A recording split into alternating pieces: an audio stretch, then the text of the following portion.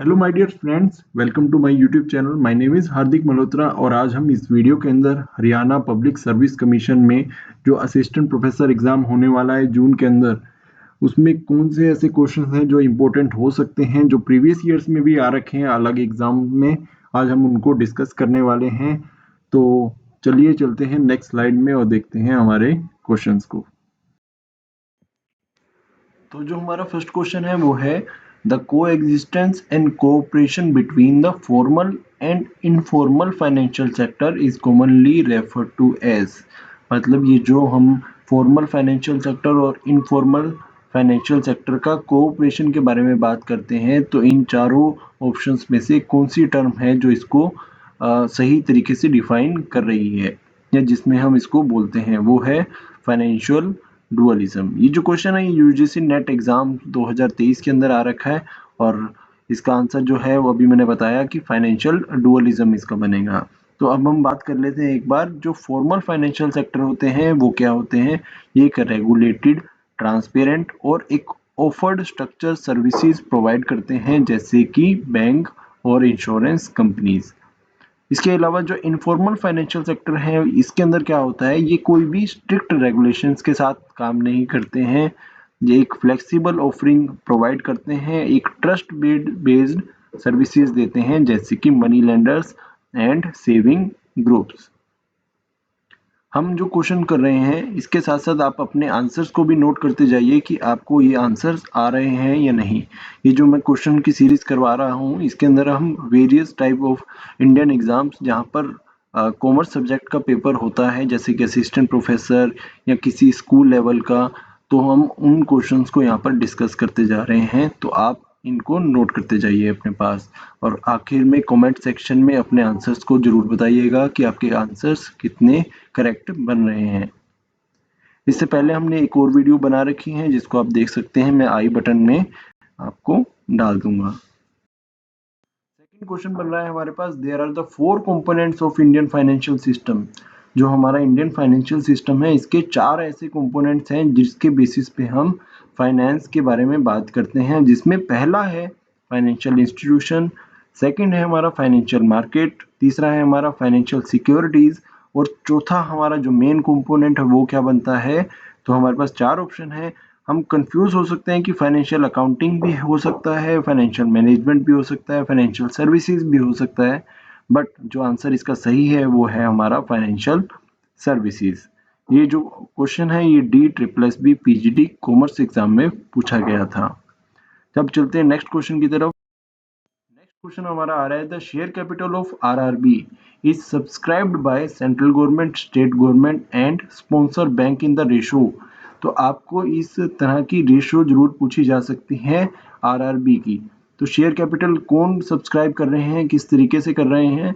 तो central government के पास इसका जो शेयर है वो है 50% का, स्टेट गवर्नमेंट के पास जो इसका शेयर है वो सिर्फ 15% का है और स्पॉन्सर बैंक के पास जो शेयर रहता है वो रहता है 35% का। तो हमें ऑर्डर क्या पूछ रखा है, सेंट्रल गवर्नमेंट, स्टेट गवर्नमेंट और स्पॉन्सर बैंक। तो हम बताएंगे 50:15:35। तो यहाँ पर सही ऑप्शन रहेगा बी। ये exam CUT MCOM entrance exam में ये क्वेश्चन जो था वो पूछा गया था, तो इसका ऑप्शन जो रहेगा बी। नेक्स्ट क्वेश्चन की तरफ, ये सबसे सिंपल क्वेश्चन है आज की इस वीडियो का। Reserve bank of India was established इन 1935। ये जो क्वेश्चन है ये असिस्टेंट प्रोफेसर उत्तराखंड एग्जाम 2017 के अंदर पूछा गया था। और मेरा क्वेश्चन आपसे है कि आप मुझे बताइए कि रिजर्व बैंक की जो RBI की जो रेगुलेशंस हैं वो कब एस्टेब्लिश की गई थी, रेगुलेशन एक्ट जो आया था वो कब आया था। इसके बाद है हमारा national housing bank was established in 1987 as wholly owned subsidiary of which of the following. तो जो हमारा NHB है, मतलब नेशनल हाउसिंग बैंक, ये 1987 में तो पब्लिश हुआ था। पहले तो हमें ये भी याद रखना है। दूसरा हमें ये जानना है कि ये किस ऑर्गेनाइजेशन की सब्सिडरी है। तो ये होली ओन्ड सब्सिडरी है किसका, RBI का। तो हम इसके ऑप्शन के बाद हम चलते हैं नेक्स्ट क्वेश्चन की तरफ। नेक्स्ट क्वेश्चन जो हमारा आ रहा है, if the subject matter of insurance is the ship मतलब अगर हम इंश्योरेंस की बात करी जाए किसकी, शिप की, तो जो मैराइन इंश्योरेंस है वो उसको हम क्या बोलते हैं, उसको हम, पहला ऑप्शन जो आपको दे रखा है कार्गो इंश्योरेंस, दूसरा बोल रखा है हल इंश्योरेंस, तीसरा है freight insurance and fourth is voyage insurance. ये जो क्वेश्चन है ये यूजीसी नेट एग्जाम 2022 में पूछा गया था, तो मुझे लगता है कि ये क्वेश्चन थोड़ा ऐसा है जिसको हमें थोड़ा अच्छे से पढ़ना होगा, क्योंकि कार्गो इंश्योरेंस भी एक तरह से शिप के बारे में बताया जा रहा है, फ्रेट भी हो सकता है, वोयेज भी हो सकता है और हल भी हो सकता है। तो हमारा जो यहाँ पर आंसर बनेगा वो है हल इंश्योरेंस। तो हल इंश्योरेंस क्या होता है, हम इसको शॉर्ट में अभी जानने की कोशिश करते हैं। तो हल इंश्योरेंस क्या है, एक फिजिकल डैमेज अगर किसी भी तरह से शिप को अगर हो रहा है, जैसे कि कोलिजन होना, किसी के साथ टकराना या कोई फायर के साथ इसका होना, या कोई नेचुरल डिजास्टर अगर आ रहा है, या फिर मशीनरी या फिर कोई भी तरह का इक्विपमेंट अगर खराब होता है, तो वो हल इंश्योरेंस के अंदर कवर होता है। अब चलते हैं नेक्स्ट क्वेश्चन में। नेक्स्ट क्वेश्चन जो हमारे पास है वो है कंसीडर द फॉलोइंग स्टेटमेंट। हमें 3 स्टेटमेंट बता रखी हैं और हमें बताना है कि इनमें से कौन सी स्टेटमेंट बिल्कुल करेक्ट है। तो पहली स्टेटमेंट जो दे रखी है वो है banking sector has been subjected to the reforms as a part of new economic policy 1991। हाँ जी, ये स्टेटमेंट बिल्कुल सही बोल रखा है इसके अंदर। सेकंड स्टेटमेंट जो है वो banking sector reforms were conducted on the basis of Narasimham committee report 1 and 2। इस लाइन में हमें 2-3 चीजें हैं जो हमें पता लग रही हैं। पहली बात तो ये कि नारसिमन कमेटी रिपोर्ट जो है वो 2 आई थी। पहली आई है 1991 में और दूसरी आई है 1998 में। तो ये जो स्टेटमेंट है ये भी बिल्कुल सही है। तीसरी स्टेटमेंट जो दे रखी है यहाँ पर दे रखा है जो नेशनलाइजेशन है वो बैंक का, वो एक रिकमेंडेशन था किसका, नारसिमन कमेटी का। तो ये जो स्टेटमेंट है ये सही नहीं है, तो हमारा ऑप्शन बनेगा ए एंड बी। तो हमारा ऑप्शन 1 इज करेक्ट हो जाता है, only A and B are correct. ये क्वेश्चन है जो ये राजस्थान स्कूल टीचर एग्जाम्स 2015 के अंदर इसको पूछा गया था। उसके बाद आता है हमारा क्वेश्चन, एक banking sector reforms have not lead to. जो हमारे बैंकिंग सेक्टर में रिफॉर्म्स होते आए हैं लगातार, तो इनमें से किस टॉपिक के बारे में उसमें बात नहीं की गई है। ये क्वेश्चन है वेस्ट बंगाल सेट 2017 में इसको पूछा गया था। तो पहला ऑप्शन है अट्रैक्टिव डिपॉजिट एवेन्यू, दूसरा रिडक्शन इन एनपीए, तीसरा इजियर क्रेडिट टर्म्स, चौथा है बेटर सर्विसेज। तो इन चारों में से किस टॉपिक के ऊपर बैंकिंग सेक्टर रिफॉर्म्स को नहीं लाया गया है, वो ऑप्शन यहाँ पर बनता है रिडक्शन इन एनपीए। तो इसके बारे में यहाँ पर बात नहीं की गई है कभी भी।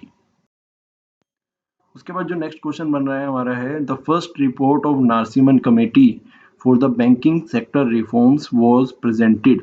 तो ये क्वेश्चन आपको खुद आंसर करना है, क्योंकि ये क्वेश्चन अभी हमने जस्ट अभी कंप्लीट किया दूसरे तीसरे क्वेश्चन में। तो इसका जो आंसर सही बनेगा वो बनेगा 1991। उसके बाद चलते हैं next, which of these is a method of making capital issue. तो जो ऑप्शन है इसमें आ रहा है फर्स्ट ऑफर फॉर सेल, दूसरा प्राइवेट प्लेसमेंट, तीसरा right issue, fourth is bid and issue.